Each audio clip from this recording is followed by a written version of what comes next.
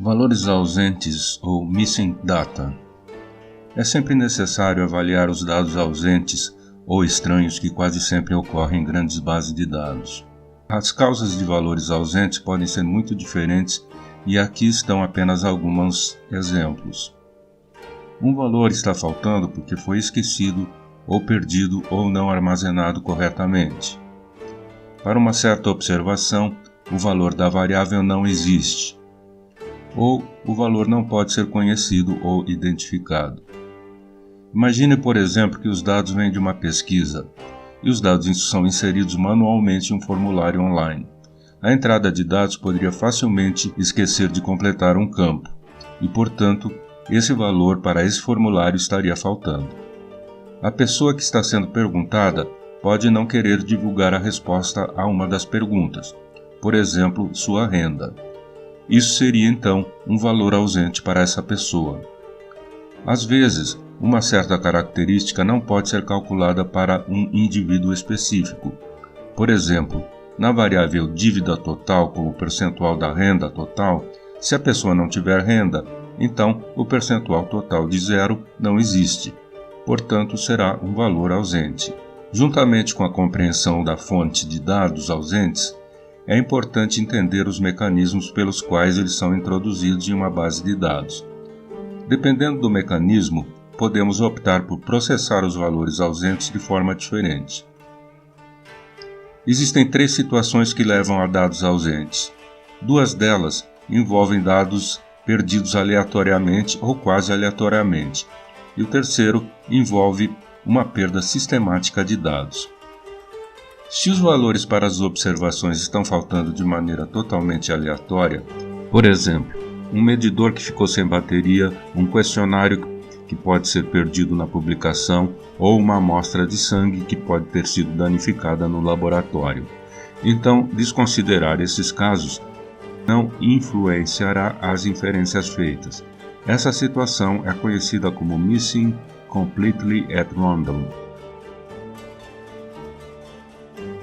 O segundo caso ocorre quando há uma relação sistemática entre a propensão dos valores ausentes e os dados observados. Em outras palavras, a probabilidade de faltar uma observação depende apenas das informações disponíveis, outras variáveis no conjunto de dados.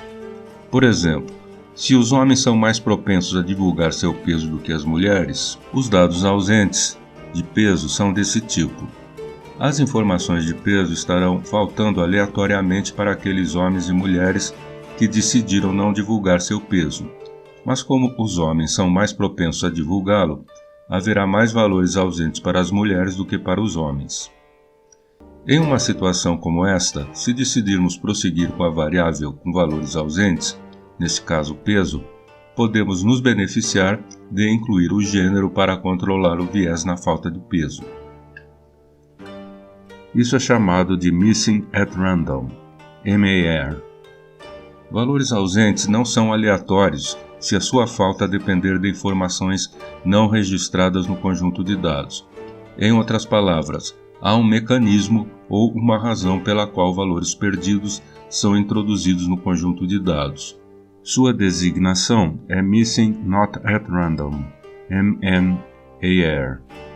Por exemplo, uma pessoa não comparece a um teste de drogas porque a pessoa tomou drogas na noite anterior, ou uma pessoa não fez teste de proficiência em inglês devido à sua pobre habilidade em inglês. Os casos de dados do MNAR são problemáticos.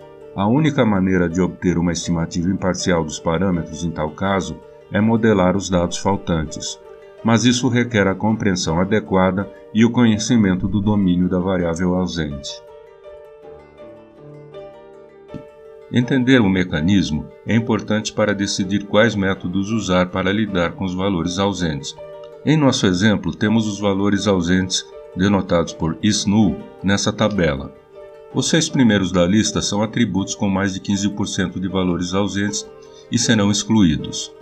De acordo com isso, há um conjunto de variáveis, de PoolQC até Lot Frontage, que devemos excluir.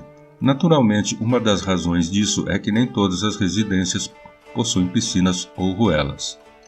Note que nenhuma dessas variáveis parece ser muito importante, já que a maioria delas não são aspectos em que pensamos na compra de uma casa.